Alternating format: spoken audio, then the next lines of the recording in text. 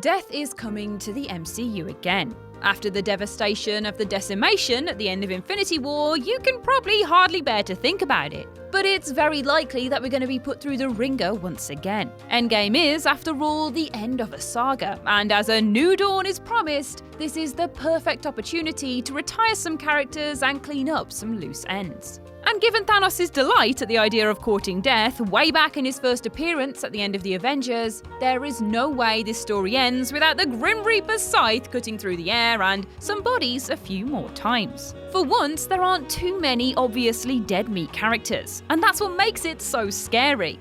So who goes and what might be their saving grace? I am Lady Death, aka Ash from What Culture, and these are 10 Avengers Endgame characters most likely to die. 10. Thor. As one of the original Avengers, Thor is definitely in the firing line. He's had his 3 solo movies, he's realised his worthiness and become a leader, and his people are now separated from him and under the watch of Valkyrie. In other words, he's probably not needed beyond Endgame all that much, no matter how much everyone now wants a 4th movie. It would make a lot of sense for Thor to lay down his life in order to save Asgard and to give his people a future. If there's a potential trade, the newly more mature hero would take it, but he still could be saved. Thor has the story of Asgard's resettlement to complete, and that deserves its own movie, even if that doesn't necessarily guarantee anything at all. And for Marvel Studios, the financial success of Thor Ragnarok suggests that there's more money to be made with his brand, so they may be reluctant to kill him off. That is a harsh reality, but it is fair. Anything to get a little more Thunder God in our lives, am I right, guys? 9. Rocket Raccoon. I am rioting if Rocket gets dicked on. It's true that the only full member of the Guardians of the Galaxy to survive the decimation has to have been chosen to stick around beyond the snap for some reason. That would suggest he has a key role to play in the story. And when you think about it, Rocket's arc so far has been defined by selfishness. Even when he began to feel a real sense of family in Guardians Volume 2, he pulled back somewhat. He arguably fits the not the guy to lay on the wire sentiment that Cap levelled at Tony Stark back in Phase 1, which makes it feel all too fitting for him to sacrifice himself to save the others this time around. And let's face it, poor Rocket has had to watch Groot die twice, so it'd make poetic sense for him to lay down his life to save his friend this one time. On the flip side, however, a Guardians movie without Rocket would have a pretty big hole in it, considering his importance to the team. He does have more story to be told, but it's more from a prequel point of view. Groot and Rocket's adventures across the galaxy is a narrative we all physically need injected into our veins, so please let that rule his fate in the upcoming movie. 8. War Machine. Though he was given the interesting side story of losing the use of his legs in Captain America's Civil War, Rhodey hasn't had a great deal to do across his appearances in the MCU.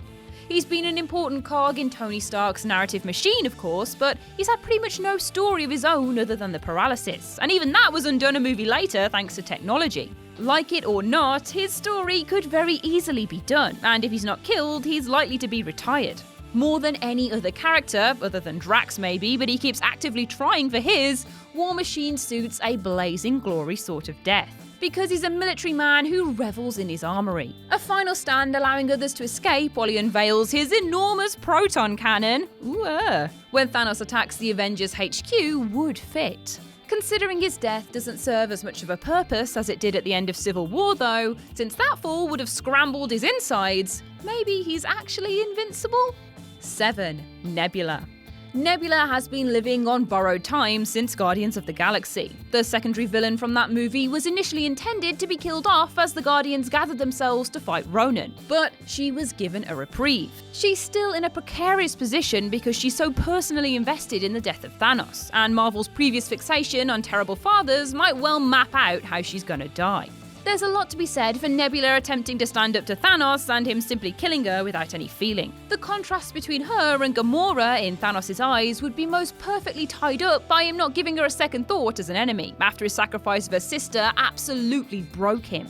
It would also be a great way to remind everyone how big a deal Thanos still is, even without the gauntlet coming into the equation. She has already been through a lot, and killing her would be pretty cruel.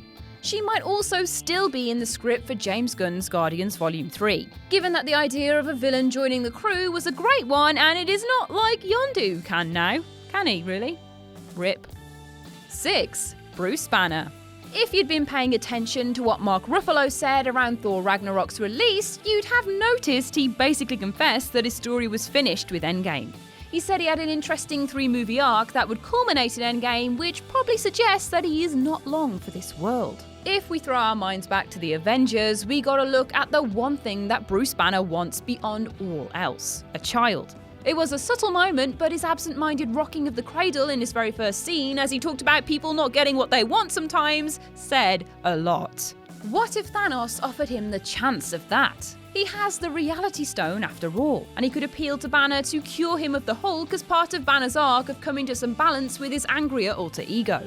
And you wouldn't put it past Thanos to simply kill Bruce off after using the Reality Stone to split the Hulk from him. That really would be some next level bullshit though, so we'll have to just see. 5. Black Widow. Yes, she has her own movie coming up, but there's a pretty big suggestion that that could actually be a sequel focusing on her time in the Red Room, rather than extending her story. There's not much that needs to be seen that wouldn't be better told in the prequel. More crucially, Natasha says she has red in her ledger and her agenda is to absolve herself. The only way for her to truly do that is for her to die in the service of saving people. For Black Widow's death, there is a big suggestion that the Avengers facility is attacked by Thanos and the Outriders. So it'd be a great moment for Widow if she stood her ground and took a last stand to allow her fellow heroes to escape. The only way we'll know for certain on this one though is by the state of her solo movie. 4. Hawkeye. Hawkeye's story is about to get an awful lot more interesting in Endgame because he has lost his family and taken on his edgier Ronin aesthetic from the comics, complete with I mean business haircut and everything.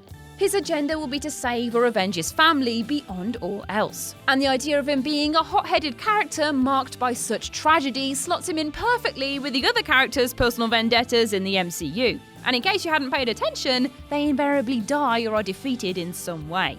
Though Captain America said, "We don't trade lives," the idea of Hawkeye laying his life down to allow his family to live on makes sense, particularly if he's spent his time since Infinity War forgetting who he was. Ultimately, he might be revived by the jump back in time to before the snap, but it wouldn't be at all surprising if he died before that point too. Marvel might let him off as he has a family, but also because he spent so much of the MCU with a dead meat target over his head. It would almost be an act of defiance for him to die in Endgame. 3. Captain America. More than anyone else in the MCU, everyone has expected Captain America to be killed off for a while now. There was, after all, a comic called The Death of Captain America that was tied pretty closely to Civil War. Plus, Chris Evans has been very clear on his desire to retire and start making his own movies. He's a dead man walking, in other words. Let's just hope he gets to see Peggy again before the stars and stripes are slapped straight off his head.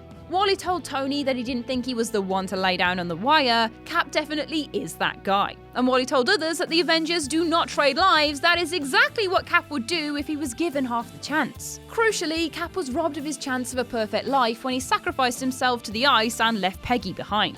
There's no way he'd allow the likes of Hawkeye or Tony, or particularly Bucky, to miss out on their lives if it's in his power. Expect him to sacrifice himself to kill Thanos. There's a slim chance he might be sent back to the past to be with Peggy instead, but Chris Evans' conviction to leave Cap behind might scupper that possibility too. 2. Thanos. Thanos is dead.